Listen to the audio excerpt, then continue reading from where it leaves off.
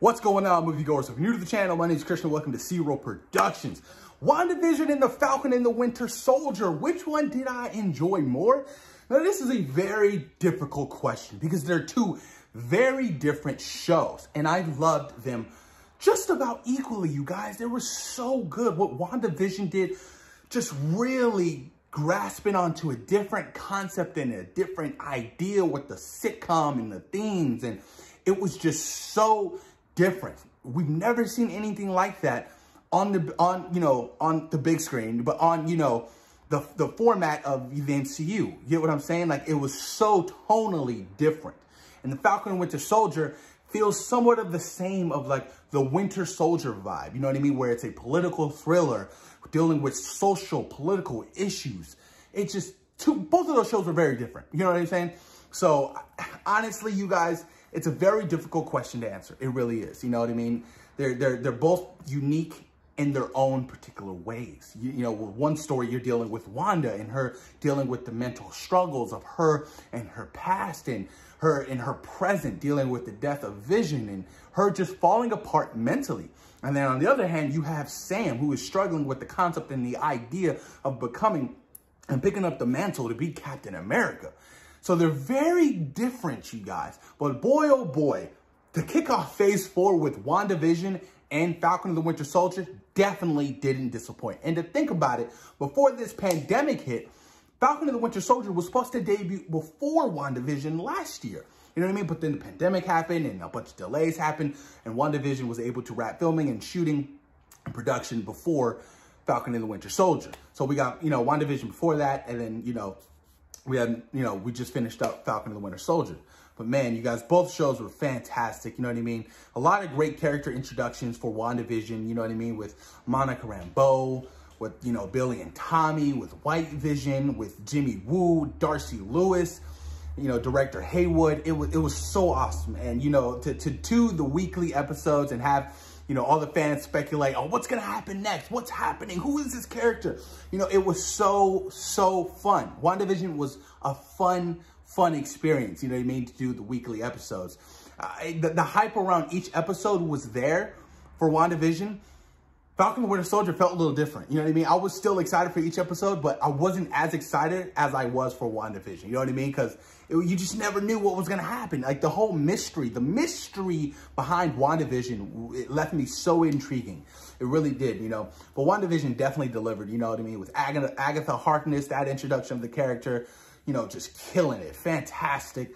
We got to see backstory of Wanda and why the whole sitcom played into a heavily influence of each episode. And I love the themes of each episode, particularly the Halloween theme one. That was so fun for me. And then we got to see, Quicksilver return, Pietro. But then we got let down by the whole Boner, the Ralph Boner reveal. So I think that was the only downfall of WandaVision for me. That was the only thing I kind of disliked from WandaVision. I was like, what? Really? Come on. And also, I'll say, when the actors who were like hyping something up that never happened, I felt like the actors shouldn't have done that. Oh, there's this particular actor I worked with and I never worked with before. Just wait until you guys see. There's going to be this huge surprise cameo, and it never led up to be that. So with that experience, I went into Falcon and the Winter Soldier, not getting my hypes up for any particular cameo appearance to actually happen, because, with that experience with WandaVision. But like I said, I still thoroughly, really enjoyed WandaVision. WandaVision was so much fun. I loved the whole backstory of Wanda. I loved just to see her, the reveal of her struggling, and to see her, with these powers of the Scarlet Witch finally come out, and, the season finale it was gorgeous. I absolutely loved the whole battle scene between her and Agatha. Awesome stuff. The mystery behind the Darkhold and all the magic and stuff like that. So it was, like I said, it was a very different show, and definitely left the door open for more for WandaVision. More so of White Vision. Don't really know what's going to happen with that particular character, so it's up in the air. But with, the Scarlet Witch, she's going to be rumored to make an appearance in Spider-Man Far From Home. Definitely going to be in Doctor Strange and Multiverse of Madness, which has just wrapped filming, I believe, about a week and a half ago. So her story will definitely continue on, especially with her trying to get Billy and Tommy out from whatever dimension or world that they're, that they're in. You saw Wanda, freaking going through the Darkhold, and what is this? You know what I mean? Learning the Darkhold, and that's a book you don't really want to mess with. And the Scarlet Witch is very powerful. So Doctor Strange is going to have to put an end to that bullshit and take the Darkhold from her and lock that shit up and be like, yo, whatever you're doing, you're not supposed to be doing. And I feel like, she's going to tarnish her and temper with, the whole multiverse thing, leading into Spider-Man Far From Home, sorry, No Way Home. I think I said Far From Home earlier too, No Way Home, of the whole multiverse thing. But you guys, like I said, WandaVision was definitely a fun experience, a very emotional experience. Those last couple episodes, man, you got to see Wanda just really struggle, man. It was freaking awesome to see her, come out and just be the Scarlet Witch, because that was the first reference of her becoming the Scarlet Witch.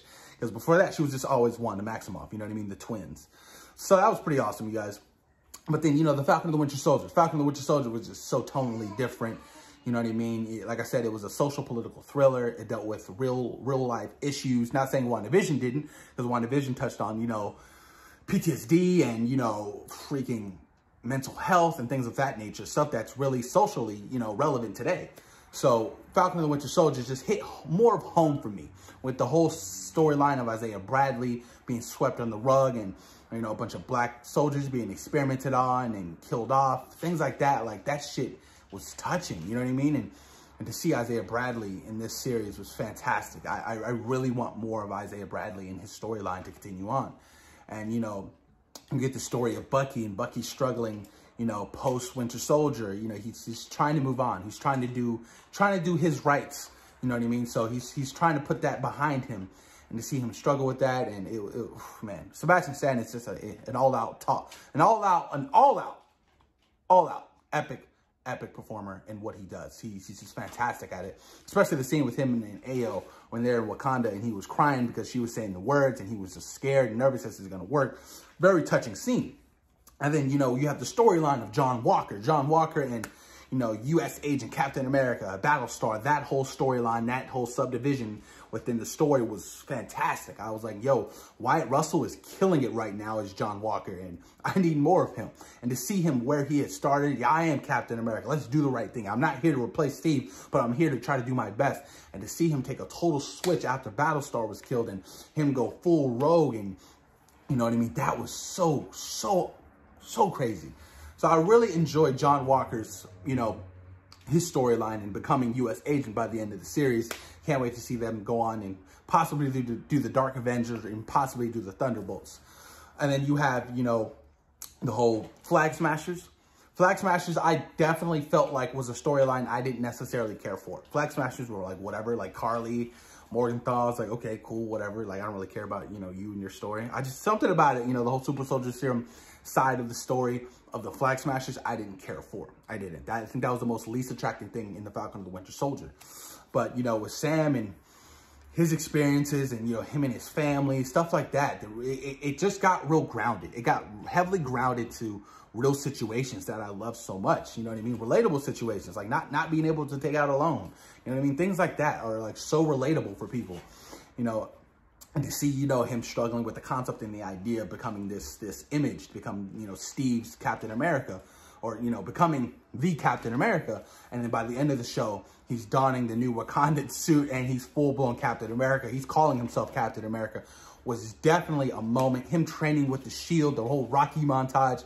Like, man, the start and finish of, where his story went from this series was fantastic. Absolutely fantastic. Then you have Sharon Carter, you know what I mean? Her being introduced, and Baron Zemo, which I thought was one of the key highlights of this series. Daniel Brühl killed it as Baron Zemo. Baron Zemo was absolutely fantastic. Absolutely.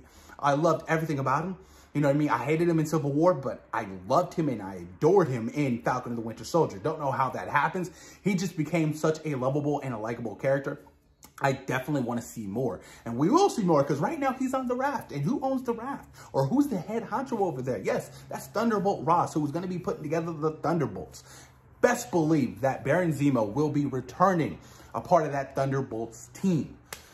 But boy, oh boy, you guys, like I said, both shows are just very different. Both shows are very different, you know what I mean? I would have to give Falcon and the Winter Soldier the slight edge because of the format, the 6 episodes format of the 45 to 55 minutes. it gave more of a timing to flesh out a better story. You know what I mean? It definitely touched home. It touched home a bit more on a couple more episodes than WandaVision did, but I thoroughly enjoyed Falcon and the Winter Soldier slightly better than WandaVision. Not throwing shade at WandaVision, because like I said, I still love and adored WandaVision and what it had to offer and its creative processes, but Falcon and the Winter Soldier was just a little bit more for me.